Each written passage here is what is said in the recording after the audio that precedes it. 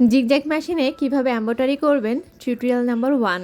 Everyone, এখন থেকে ঠিক করেছি আপনাদের জন্য আমি ফ্রি হ্যান্ড এমব্রয়ডারি কিভাবে মেশিন দিয়ে করবেন সেটা টিউটোরিয়াল নিয়ে আসবো। তো এপিসোড নাম্বার 1 প্রথমে আমি দেখিয়ে দিই যে কি কি লাগবে। প্রথমে আমি এখানে একটা ফেব্রিক নিয়ে নিয়েছি, যেটাই কাছে অ্যাভেলেবেল ছিল। পরে নিয়েছি একটা ফিউজিং পেপার। ফিউজিং পেপারটা লাগানো কিন্তু খুবই সহজ। আপনি উল্টা সাইডে লাগাবেন, আর এখানে যে সাইডটা দেখবেন একটু তেল তেলে, সেটা হচ্ছে যে নিচে দিবেন। দেওয়ার পরে এটার উপরে গরম আয়রন দিয়ে হিট দিয়ে এটাকে আয়রন করবেন খুব সুন্দরভাবে। কিন্তু কাপড়টা হলো যে আপনার ফিউজিংটা হলে কাপড়ের সাথে মিশে যাবে। এই যে হিটটা একটু বেশি করে দিবেন, তাহলে খুব ভালোভাবে এটা সেটিং হয়ে যাবে। এরপর লাগবে আপনার এটা এমব্রয়ডারি, এটাকে কী বলে, ফ্রেম, সুতা, আর মোস্ট ইম্পর্ট্যান্ট হচ্ছে এমব্রয়ডারি ফুট। এই এমব্রয়ডারি ফুটটা দিয়ে আপনি কিন্তু মেশিনে, পা মেশিন হোক বা জিগজ্যাগ মেশিন হোক, খুব সুন্দরভাবে হলো যে এমব্রয়ডারি করতে পারবেন। আর আমি এখানে ড্রয়িং করার জন্য নিয়েছি একটা হিট ইরেজেবল পেন। চলেন তাহলে কাজ শুরু করা যাক। আমি অফলাইনে একটা সুন্দর একটা বার্ডের ছবি আঁকিয়ে নিয়েছি, যদিও আমি খুব সুন্দর আঁকাতে পারি না, তো তারপরে আমি এটাকে ফ্রেমে বন্দি করে নিচ্ছি। আচ্ছা, এখানে একটা ভুল করতে যাচ্ছিলাম। আপনার এই ফ্রেমটা থাকবে নিচে, এটা থাকবে উপরে, যেহেতু আমরা এমব্রয়ডারি করব। এই যে আমার ফ্রেমটা যদিও ছোট হয়ে গেছে, এটা একটু বড় হওয়া দরকার ছিল।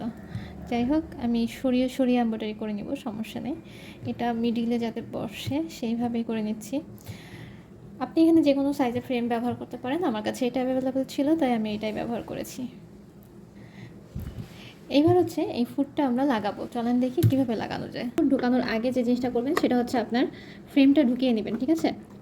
কারণ ফ্রেমটা হলো গিয়ে একটু উঁচু হয় পাশে, যার কারণে ঢুকাইতে সমস্যা হয়। পরবর্তীতে হচ্ছে যে আমরা প্রেশার ফুটটা সেট করে নিব।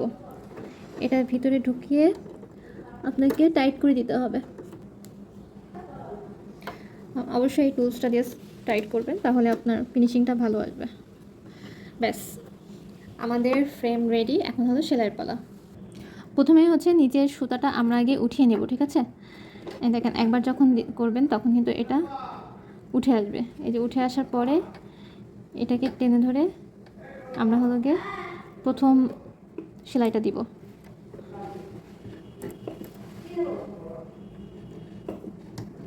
হ্যাঁ, প্রথম 2 লাইন সেলাই করার সময় একটু এই সুতাটা টেনে ধরবেন, পরবর্তীতে হচ্ছে সুতাটা কেটে ফেলবেন।